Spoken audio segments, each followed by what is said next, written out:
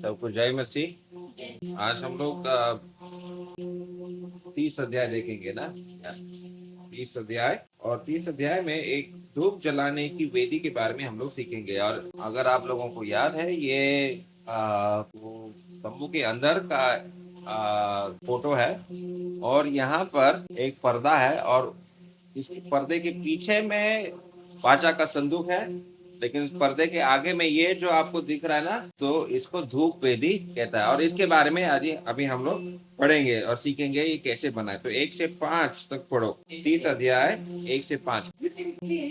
धूप जलाने के बबूल की लकड़ी की वेदी बनाना। इसकी लंबाई 1 हाथ, चौड़ाई 1 हाथ हो, वह चौपाई हो, और उसकी चौड़ाई 2 हाथ की हो, और उसकी सीन सीधी टुकड़ी से बनाई जाए, और वेदी की पज वाले पल्ले और चारों ओर के अंजुले और सींगों को चौके सीनों से की चारों ओर सीनों की एक बड़ा बना, और उसकी बाड़ के नीचे के आमने सामने के दोनों पल्ले पर सोने के दो दो कड़े बनवाकर उसके दोनों ओर लगवाना। वे उनके खाने के डंडे के खानों का काम देगा। डंडों को बबूल की लकड़ी के बनकर उसको सोने के मढ़ना।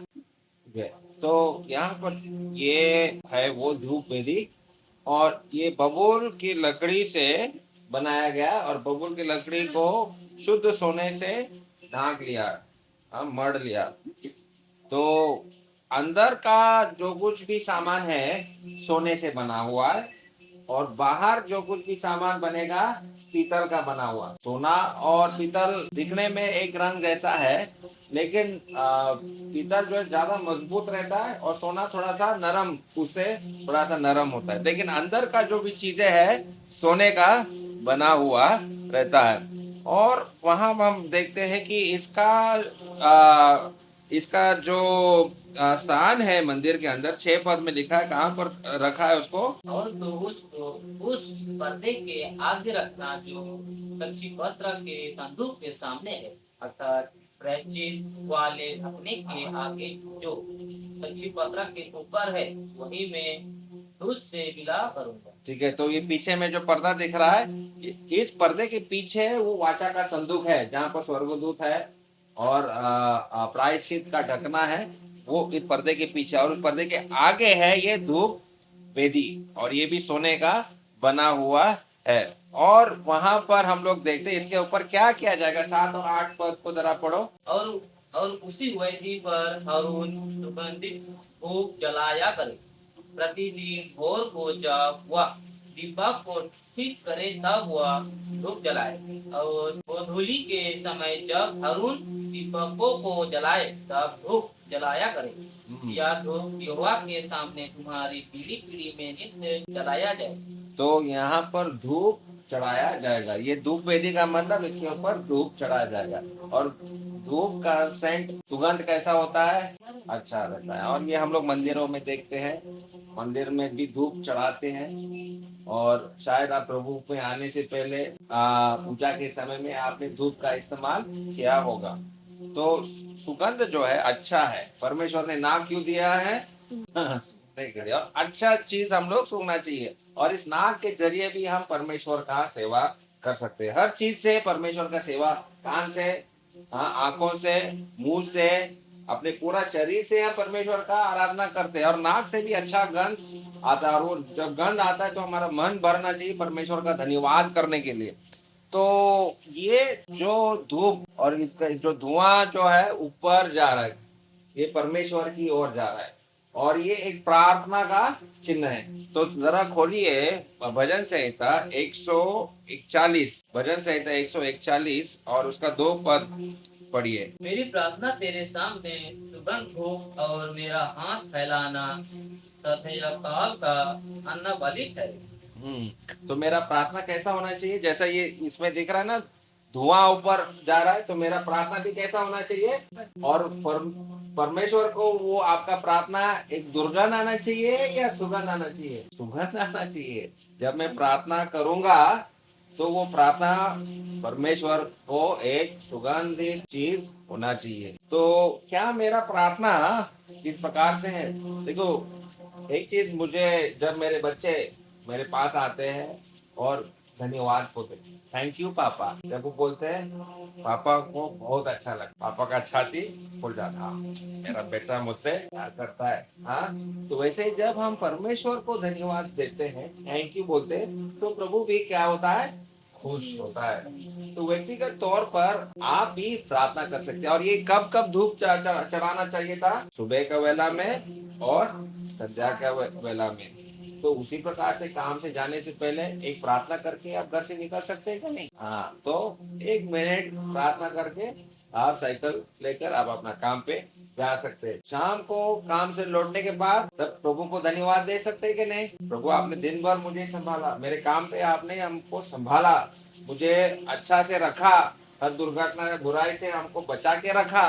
तो वहां पर आप धन्यवाद बोलेंगे, प्रभु को थैंक यू बोलेंगे, तो प्रभु को भी वो बात अच्छा लगेगा। तो वो एक सुगंध धुआं की तरह प्रभु के परमेश्वर के पास चला जाएगा।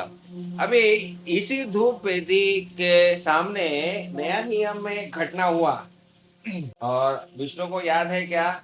इस धूप वेदी के सामने एक घटना हुआ, शायद आप लोगों को याद नहीं होगा, मैं विष्णु को बोला क्योंकि विष्णु बाइबल स्कूल में पढ़ के आया। तुमको याद है? जरा लुका का सुसमाचार का किताब पढ़ो, उसका पहला अध्याय और 10 पद को जरा देखो। एक घटना वहां पर हुआ इस धूप वेदी के सामने। 1 का 10 लुका। धूप जलाने के समय लोगों की सारी मंडली बाहर प्रार्थना कर रही। अभी कौन कौन है यहाँ पर? अंदर कौन गया धूप चढ़ाने के लिए? इस घटना को याद करो, ये कब का घटना है? ये अंदर कौन गया धूप चढ़ाने के लिए? नाम नहीं लिखा वहाँ पर। और किसके जन्म के समय का बात है ये?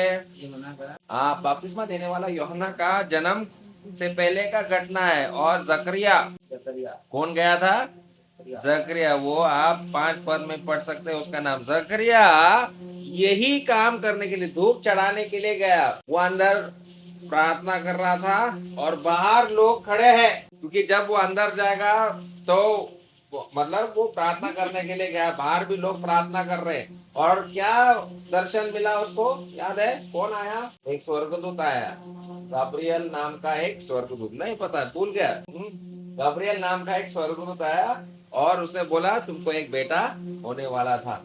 और वो घटना क्रिसमस के समय में लोग पढ़ते हैं, याद करते हैं। हालांकि इस समय में जकरिया काफी उम्र था, 60 साल के आसपास। बोला मेरा तो उम्र चला गया, अभी कहाँ मैं बाप बनूंगा। परमेश्वर ने बोला होगा। और जब तक बच्चा जन्म नहीं पैदा नहीं हुआ, उसका क्या हुआ? उसका मुंह बांध था, मतलब वो गूंगा हो गया, उसका जीभ जो है चल नहीं रहा। बाकी सब कुछ हो रहा है, लेकिन आवाज ही नहीं निकला जब तक बच्चे का जन्म हुआ। तो यही इसी वेदी के सामने वो आया था धूप चढ़ाने के लिए। मैं ये इसे याद दिला रहा था, ये घटना है। और प्रकाशित वाक्य की किताब में भी अगर आप पढ़ेंगे, ये एक प्रार्थना का चिन्ह है। ये धूप मतलब क्या है? प्रार्थना का चिन्ह है। सुबह का वेला में, शाम के वेला में प्रार्थना करने का एक क्या बोलना, प्रैक्टिस हमारा जीवन में हम लोग कोशिश करना चाहिए प्रार्थना करने के लिए। और पीढ़ी पीढ़ी में नित्य जलाया जाएगा, वो 8 पद में आपने पढ़ा। और इसका भी शुद्धिकरण साल में एक बार होगा। 10 पद को जरा पढ़ो, वही 30 अध्याय, निर्गमन 30 अध्याय का 10 पद पढ़ो। वरुण वर्ष में एक बार इसके सींगों पर प्रायश्चित करे, और तुम्हारी पीढ़ी पीढ़ी में वर्ष में एक बार प्रायश्चित के पाप बलि के लहू से इस पर प्रायश्चित किया जाए। तो यह सिंह है, दिखा दे रहा, ये सिंह है। तो इस सिंगों के ऊपर जो बैल का बलि किया जाएगा बाहर में, उसका खून अंदर लेकर इसके सिंगों पर डाल दिया जाएगा। ठीक है, तो इस प्रकार से ये वेदी, धूप वेदी उनको बनाना था, सोने का बना हुआ वेदी। ठीक है, आगे अभी हम देखेंगे। आप पढ़िए अभी 11 से 13 तक। तब यहोवा ने मूसा से कहा, जब तू इस्राएली की गिनती लेने लगे, तब गिनने के समय जिनकी गिनती हुई हो, वे अपने अपने प्राणों के लिए यहोवा को प्रायश्चित दे, जिससे जब तू उसकी गिनती कर रहा हो उस समय कोई विपत्ति उन पर ना आ पड़े। जितने लोग गिने जाए हुए पवित्र स्थान के शकेल के अनुसार आधा शकेल दे, या शकेल 20 गिरा का होता है। तो यहाँ पर मंदिर में आपको दान देना है, और कितना दान देना है वहां पर? आधा शेकल। 13 पद में आपने पढ़ा कितना दान देना है? आधा शेकल। और किसको देना है? 20 वर्ष के ऊपर के लोगों को। वहां पर लिखा है 14 पद, जरा पढ़ो। 20 वर्ष के या उससे अधिक अवसर के जितने गिने जाए उनमें से एक एक जन युवा को भेज। तो जब गिनती किया जाएगा, सेंसस क्या बोलेगा? सेंसस। अभी सेंसस होने वाला, अगला साल 27 में सेंसस होने वाला। अभी जनगणना होने वाला है। गिनेंगे इस घर में कितने आदमी थे, कितने बच्चे हैं, कितने महिला है, तो सब वो सेंसस में आएगा। तो यहाँ पर जब लोगों का सेंसस होगा, गणना होगा, तो उनको आधा शेकल मंदिर में जाकर दान देना पड़ेगा। और कितने लोग गिने गए, ये आपको कौन सा पुस्तक में पढ़ने को मिलेगा? गिनती का पुस्तक। आपके बाइबल में गिनती का किताब है, उसमें सारे लोगों का संख्या, हर गोत्र में कितने लोग हैं, कितने पुरुष है, 20 साल के ऊपर का सारे रिकॉर्ड वहां पर दिया गया। ठीक है, बाद में जब हम गिनती का किताब देखेंगे तब हम लोग वो देखेंगे। लेकिन यहाँ पर सवाल है कि इनको पैसा क्यों देना है? क्यों देना है? यहाँ पर लिखा है उनको गिनने के लिए। लेकिन वो 12 पद में ऐसा लिखा है कि यहोवा को प्रायश्चित देने के लिए। प्रायश्चित शब्द वहां पर दिया, लेकिन वहाँ इंग्लिश में वहां पर एक शब्द है रैंसम। रैंसम, अभी रैंसम का अर्थ मैं आपको थोड़ा सा समझाता हूँ। रैंसम का मतलब है कि सोचो, हमारा बच्चे को कोई किडनैप किया, गुंडाओं ने हमारे बच्चे को क्या किया? किडनैप किया। तो वो लोग डिमांड करेंगे, आप ऐलाना फैलाना जगह में इतने बजे आपको 1 कोटी रुपए लेकर आना पड़ेगा। तो हम कैसा भी करके जुगाड़ करके 1 कोटी रुपए हम देने के लिए भी तैयार होंगे, क्योंकि हमको अपना बच्चा प्यारा है, हम खोना नहीं चाहते। तो वो पैसा जो मैं दे रहा हूँ मेरे बच्चे को छुड़ाने के लिए, तो वो पैसा को रैंसम कहते हैं। तो वो जो पैसा मंदिर में वो दे रहा है अपना जान को छुड़ाने के लिए। अगर वहां पर वो पैसा नहीं देगा तो क्या बुरा होगा? जरा पढ़ो आगे, जरा पढ़ो 15 14 15 पद, 14 से 16 तक पढ़ो। 20 वर्ष के या उससे अधिक वर्ष के जितने गिने जाए उनमें से एक एक जान यहोवा को भेंट। जब तुम्हारे प्राणों के प्रायश्चित के निमित्त यहोवा की भेंट अर्पित की जाए, तब ना तो धनी लोग आधे शेकेल से अधिक दे, और ना दरिद्र लोग उसे काम दे। और तो इस्राएलियों से प्रायश्चित का रुपए लेकर मिलाप वाले तांबू के काम में लगाना, जिससे यह यहोवा के समूह इस्राएली के समर्पण चिन्ह ठहरे, और उनके प्राणों का प्रायश्चित भी। अभी वो जो बात मैं बोलना चाह रहा था वो 12 पद में ही लिखा, जिससे जब तू उनकी गिनती कर रहा हो उस समय कोई विपत्ति उन पर न आ पड़े। विपत्ति नहीं आएगा, कोई बीमारी, कोई बहुत बड़ा दुर्घटना आपके ऊपर नहीं आएगा। आपने अगर पैसा नहीं दिया तो विपत्ति आएगा, अगर आपने पैसा दिया विपत्ति नहीं आएगा। तो विपत्ति से छुड़ाने के लिए परमेश्वर ने ये पैसा दिया। अभी और एक शब्द आया है वहां पर, प्रायश्चित। और प्रायश्चित का मतलब परमेश्वर का क्रोध को रोकना। प्रायश्चित का मतलब क्या है? परमेश्वर का क्रोध को रोकना। परमेश्वर का क्रोध क्यों आता है? पाप को देखकर परमेश्वर क्रोधित होता है। परमेश्वर के सामने नहीं टिक सकता है। इसलिए पाप के विरोध में, पाप को परमेश्वर का क्रोध को रोकने के लिए भी ये पैसा हम दे रहा है। और क्या वहां पर आगे हम लोग पढ़ते हैं 15 पद में आपने पढ़ा कि परमेश्वर किसी का पक्ष नहीं करता। परमेश्वर सिर्फ गरीबों के पक्ष में होता है क्या? नहीं, परमेश्वर ना अमीर ना गरीब किसी का पक्ष में नहीं है। परमेश्वर जो बोलता है, परमेश्वर सबके लिए वो बराबर है। एक पद पढ़िए, आयुब का किताब 34 अध्याय और 19 पद। आयुब का किताब 34 अध्याय 19। परमेश्वर हकीमों का पक्ष नहीं करता और धनी धनी और कंगाल दोनों को अपने बनाए हुए जानकर उनमें कुछ भेद नहीं करता। तो परमेश्वर ना धनी का ना गरीब का पक्ष करता है। तो परमेश्वर किसका पक्ष में होगा फिर? अगर गरीब का भी नहीं है, धनी का भी नहीं है, तो किसका पक्ष है? सच्चाई के पक्ष। जो विश्वास करते बिल्कुल, और सच्चाई के पक्ष में परमेश्वर हमेशा रहता है। और यहाँ पर 16 पद में आपने पढ़ा कि ये जो पैसा आपने दिया है इसराइलियों के स्मरणार्थ चिन्ह ठहरे। स्मरणार्थ चिन्ह, तो देखो अगर विष्णु ने आधा शेकल दिया तो वहां पर स्वर्ग में लिखा जाएगा विष्णु आधा शेकल।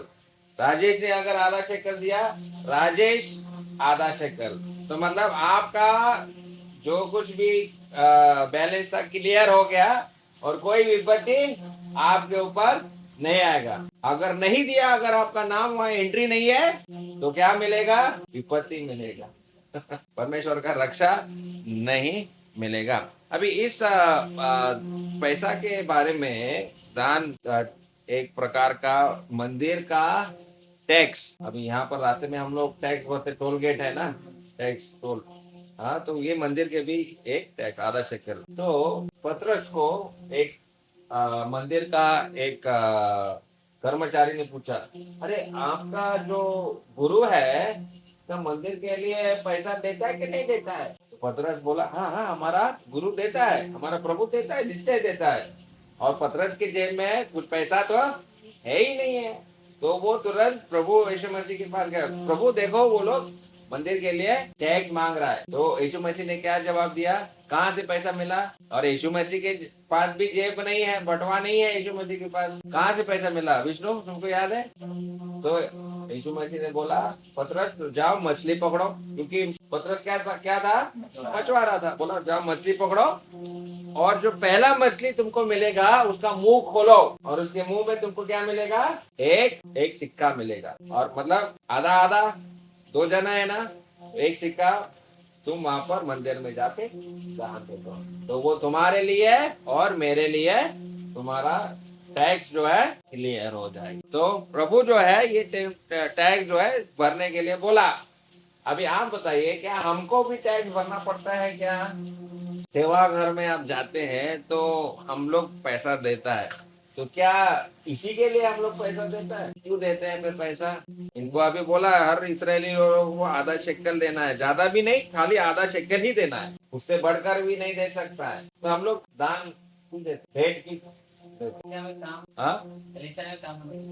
कलीसिया में काम होने के लिए, थोड़ा मीटिंग करेंगे, थोड़ा खाने के लिए मिलेगा, चिकन खरीदने के लिए पैसा, प्रोग्राम के लिए, तो बीमार होगा उसके लिए तो बहुत अच्छा है।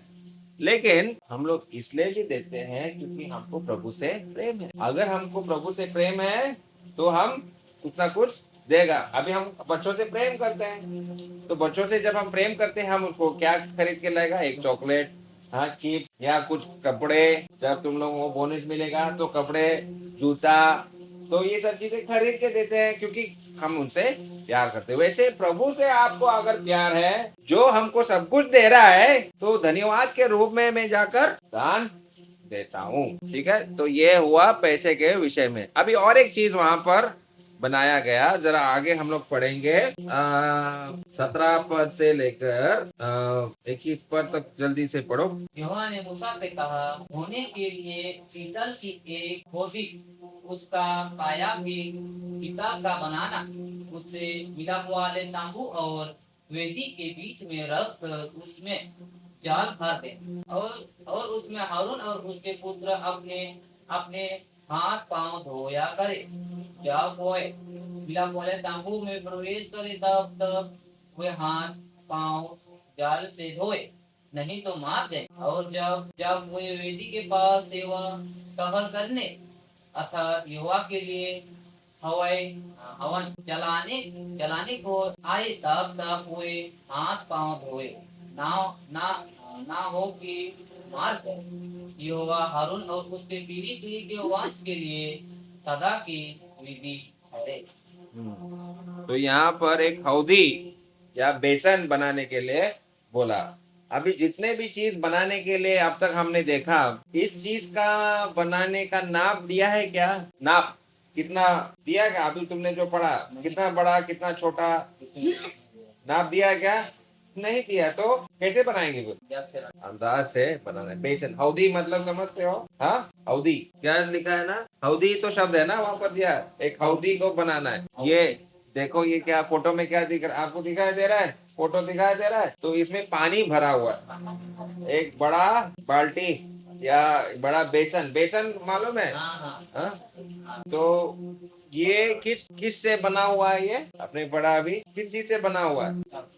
18 पद में लिखा है पीतल का है। ये मैंने बोला, ये बाहर जो कुछ भी है पीतल का बना हुआ है। पीतल का। और एक वेदी हम लोग देखा था जहाँ पर वो जो बैल का बकरी का जो बलिदान किया जाता है वो भी पीतल का बना हुआ है। ठीक है। और ये पानी का जो बेसन है, हौदी जो है, ये भी पीतल का बना हुआ है।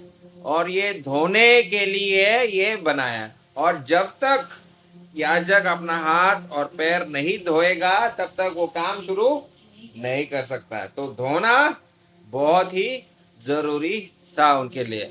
और ये पीतल उनको कहाँ से मिला? जरा एक पद पढ़िए, 38 अध्याय का 8 पद। 38 अध्याय, इसी निर्गमन पुस्तक का 38 अध्याय का 8 पद। उसने हौदी और उसका पाया दोनों पीतल के बनाए, या मिलाप वाले तंबू के द्वार पर सेवा करने वाली महिलाओं के पीतल के दरबानों से बनाए गए। तो पीतल उनको कहाँ से मिला? महिलाओं के दर्पणों से। महिला का दर्पण का मतलब क्या है राजेश? दर्पण का मतलब क्या? दर्पण का मतलब आईना। आईना आईना आईना में हम लोग क्या देखते हैं? और किसका आईना वहां पर लिखा है? महिलाओं का आईना। पुरुष को अपना शक्ल का चिंता नहीं है। किसको अपना शक्ल का चिंता रहता है? महिलाओं को। हाँ, तो महिलाओं का आईना से ये पीतल बना। अभी पुराने जमाने में कांच तो नहीं था, कांच नहीं था। तो पीतल को अगर आप चमकाएंगे ना, उसको घिस घिस घिस घिस के वो बाद में चमकने लगे। और अगर चमकेगा तो अगर अपना चेहरा आप उसमें देख सकते हैं। तो महिलाओं ने ये दान दिया और वो हौदी बन गया। और यहाँ से आईना से हम लोगों को कुछ सीखने के लिए मिलता है। आईना किसके लिए इस्तेमाल होता है?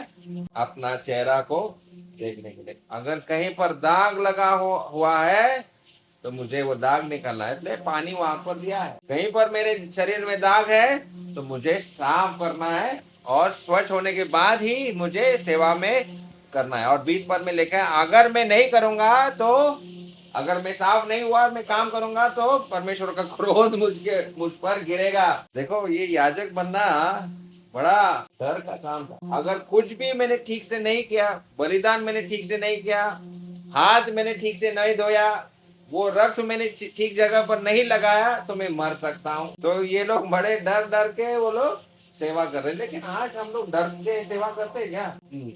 और ना डर ना होने के कारण से भी आज लोग सेवा में आते भी नहीं है।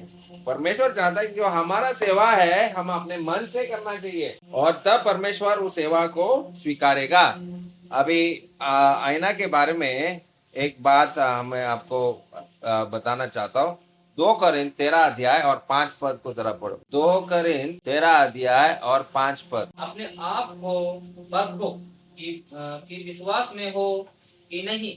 अपने आप को जांचो, क्या तुम अपने विषय में या नहीं जानते कि यीशु मसीह तुम में है। अपने आप को जांचना है, परमेश्वर कह रहा है। परमेश्वर कहता है हम अपने आप को जांचना चाहिए। और एक पद जरा पढ़ो, याकूब का पत्री, उसका पहला अध्याय 23 से 25 तक। याकूब का पत्री। क्योंकि जो कोई वचन का सुनने वाला हो हाँ। और उस पर चलने वाला ना हो, हम्म, तो वह उस मनुष्य के समान है जो अपना स्वाभाविक मुंह दर्पण में दिखता है, हाँ, इसलिए कि वह अपने आप को देखकर चला जाता है, तुरंत भूल जाता है कि मैं कैसा था। पर जो व्यक्ति स्वतंत्रता की सीधी व्यवस्था पर ध्यान करता रहता है, वह अपने अपने काम में इसलिए आशीष पाएगा कि सुनकर भूलता नहीं, पर वैसे ही काम करता है। तो हमारे लिए दर्पण क्या है? दर्पण है ना, है तो हमारे लिए क्या है? आज अगर मुझे अपना अंतःकरण को देखना है तो कौन सा दर्पण में मैं देखूंगा? अंदर में कहा, मेरा हृदय में कहाँ पर दाग लगा हुआ है, अगर वो मुझे देखना है, एक्सरे मशीन में दिखेगा या कहाँ दिखेगा? राजेश, अभी हमारे पास तो ये अवधि तो नहीं है, मेरा शरीर को, हाँ आप नहाते होंगे, पानी तो है, लेकिन मुझे आपका अपना अंतःकरण देखना, अंदर हृदय को देखना है। तो किस में देखूंगा? क्या पढ़ा हमने यहाँ? परमेश्वर का वचन। इस वचन को जब मैं पढ़ता हूँ तो मेरे अंदर का अंतःकरण का गंदगी को मुझे दिखाई देता है, और मुझे इस वचन से उसको शुद्ध करना चाहिए। इस प्रकार से हम अपना हर रोज वचन भी, ठीक है, प्रार्थना तो करते हैं, लेकिन वचन पढ़ना भी जरूरी है। थोड़ा समय निकाल कर वचन पढ़ना, वचन को सुनना आपके जीवन में कोशिश करना चाहिए। तो ये हो गया अवधि। ये क्या हुआ? अवधि, हाथ और पैर को धोने के लिए। आगे हम पढ़ेंगे अभी। जरा पढ़ो 30 अध्याय 22 पद से लेकर 26 तक पढ़ो। फिर यहोवा ने मूसा से कहा, तो उत्तम से उत्तम सुगंध द्रव्य ले, अर्थात पवित्र स्थान के शेकेल के अनुसार 500 शेकेल अपने आप निकला हुआ गंधरस, और उसका आधा अर्थात 250 शेकेल सुगंधित दालचीनी, और 250 शेकेल सुगंधित अगर, और 500 शेकेल साग, और एक हिन जैतून का तेल लेकर उनसे अभिषेक का पवित्र तेल अर्थात गंधी की रीति से तैयार किया हुआ सुगंधित तेल बनवाना, या अभिषेक का पवित्र तेल ठहरे, और उससे मिलाप वाले तांबू का और साक्षी पत्र के संदूक का। ठीक है, 26 तक पढ़ लिया ना? ठीक है, यहाँ पर 5 मसाले हैं, 5 चीजें हैं जिससे हम अभिषेक करने का तेल इस्तेमाल करेंगे। अभी अभिषेक के लिए हम लोगों ने देखा, उसके सिर पर ये तेल डाला, और ये 5 चीजें क्या है? पहला है गंधरस। गंधरस, वो रस में क्या आता है? गंध आता है, अच्छा सुगंध आता है, गंधरस। फिर दूसरा है दालचीनी। दालचीनी आप इस्तेमाल करते हैं किचन घर में, ये दाल का चीनी है, दालचीनी। हाँ, मतलब सब्जी में आप लोग इस्तेमाल करेंगे दालचीनी। फिर तीसरा है अगर। अभी अगर जो है, अब गन्ना खाया कभी? गन्ना का जो स्वाद आप लोगों को पता है, मीठा है, लेकिन उसका गंध कैसा आता है? उसमें गंध भी है, अच्छा गंध होता है कि नहीं है? गन्ने का रस पीने से पहले थोड़ा आता है कि नहीं? तो वो चीनी जैसा गंध है, ठीक है। तो वो भी एक ताजा गंध है, वो गंध एकदम ताजा है। और क्या है? तज, ये चौथा चीज जो है, तज। और तेल कौन सा है? जैतून का तेल। जैतून का तेल। जैतून दूसरा शब्द है जलपाई। जलपाई गुड़ी मालूम है ना? तो वहाँ एक फल मिलता है जैतून, हिंदी में जैतून, बांग्ला में जलपाई, और आदिवासी में भी जलपाई ही बोलेगा। तो वो जलपाई थोड़ा सा हरा रंग का, थोड़ा खट्टा होता है, तो उससे तेल निकलता है। यहाँ अपने लोगों का, इंडिया के लोगों को वो तेल कैसे निकालना पता नहीं, लेकिन इजरायली लोग उस फल से तेल निकालते हैं। अगर यहाँ पर बहुत सारे पेड़ लगाएंगे, बहुत सारा तेल हमको यहाँ से ही मिलेगा, ठीक है। तो वो तेल कितना है? कितना तेल है वहां पर भाई? 4। ना तेल, जैतून का तेल कितना है? 24 पद में लिखा है 1 हिन। अभी ये 1 हिन मतलब 2 2.2 लीटर, 2 लीटर और 200 ग्राम। आप लोग एक तेल खरीदते हैं कि नहीं? खरीदते तो बड़ा पैकेट 1 लीटर का पैकेट कितने रुपए में मिलता है आप लोगों को? 1 लीटर अभी का 180। तो 180। ठीक है, अभी 2 लीटर और 200 ग्राम उतना तेल में ये सारे मसालों को डालना है। और वो जब वो तेल और वो मसाले को रखने के बाद वो तेल में ही ये गंध आता है। ठीक है, अभी इस अध्याय में गंध के बारे में, सुगंध के बारे में बहुत लिखा है। पहला धूप वेदी, अभी ये अभिषेक का तेल के बारे में लिखा है। और एक चीज हम लोग देखेंगे, आगे जरा पढ़ो 34 अध्याय। और एक चीज हम लोग पढ़ेंगे यहाँ पर 34 से लेकर 38 तक पढ़ो। फिर यहोवा ने मूसा से कहा, बोल, नकी और सुंदरू ये सुगंध द्रव्य शुद्ध लोबान समेत लेना, या ये सब एक तौल के हो, और इनका धूप तथा नमक मिलाकर उनकी रीति के अनुसार चोखा और पवित्र सुगंध द्रव्य बनवाना। फिर उसमें से कुछ पीस कर बारीक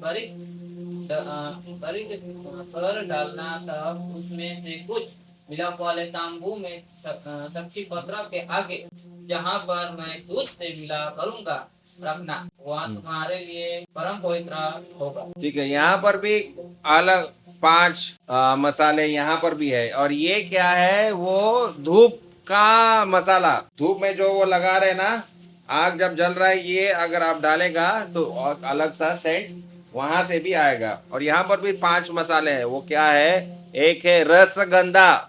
अभी ये रसगंधा ये है, ये पेड़ जो है, पेड़ को पूरा नहीं काटना है, थोड़ा सा अगर आप छेद करेगा पेड़ के अंदर तो एक रस निकलता है। और रस को अगर आप इकट्ठा करेंगे तो उस रस से एक गंध निकलता है। ठीक है, फिर दूसरा है नखी। नखी, अभी कोई बोलता है ये नखी एक फूल है, कोई बोलता है नखी जो है एक घूंगा मालूम है ना? घूंगे का जो घर है ना, कि पीठ पे लेकर चलता है, उससे वो निकलता है।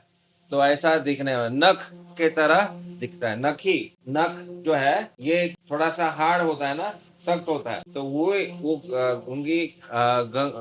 घोंगे के अंदर भी उसका पीठ में जो वो लेकर चलता है, वो उससे ये चीज ऐसा काला चीज निकलता है। ठीक है, तो वो दूसरा चीज है। तीसरा चीज है कुंदरू। अभी कुंदरू ये यहाँ पर ये फूल है, और ये आपका सौंफ की तरह है। सौंफ जो है होटल में खाना खाने के बाद जब आप बिल भरने जाते हैं तो एक वाटी वहां पर रखते हैं, सौंफ।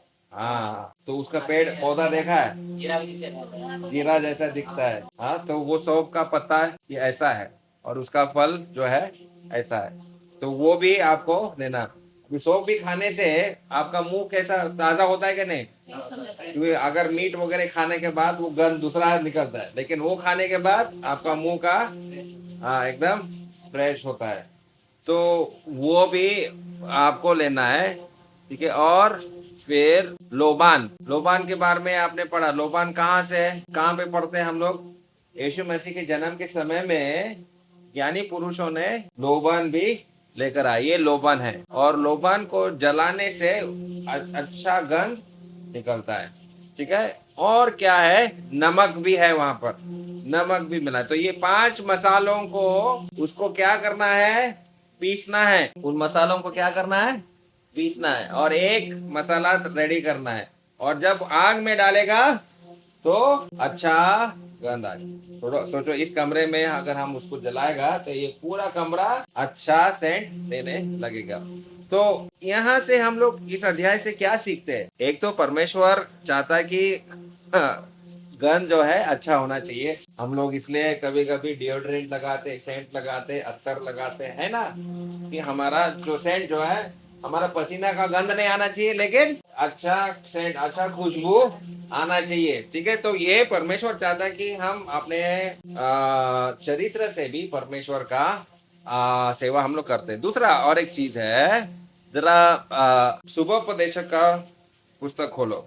शुभोपदेशक का 7 अध्याय और 1 पद। अच्छा नाम अनमोल इत्र से और मृत्यु का दिन जन्म के दिन से उत्तम है। अच्छा नाम क्या है, कैसा है? अनमोल इत्र मतलब सेंट, या तुम्हारा डिओड्रेंट से भी अच्छा है। अच्छा नाम का मतलब तुम्हारा गवाह कैसा है। अगर मैं पी कर आऊंगा वो दारू का गंध मेरे मुंह से, लेकिन तुम्हारा चरित्र पूरा गांव देख रहा है, तो मेरा गवाही एक अच्छा सेंट के, एक खुशबूदार सेंट की तरह होना चाहिए। और एक चीज हम लोग पढ़ेंगे, श्रेष्ठ गीत। श्रेष्ठ गीत उसका 1 अध्याय और 3 पद। वो उपदेशक के बाद में आपको श्रेष्ठ गीत मिलेगा। ठीक है। 1 अध्याय 3 पद। तेरे भांति भांति के इत्रों की सुगंध उत्तम है। तेरा नाम उंडेले हुए इत्र के तुल्य है, इसलिए कुंवरिया तुझसे प्रेम रख। अभी ये यीशु मसीह के बारे में, किसके बारे में है ये?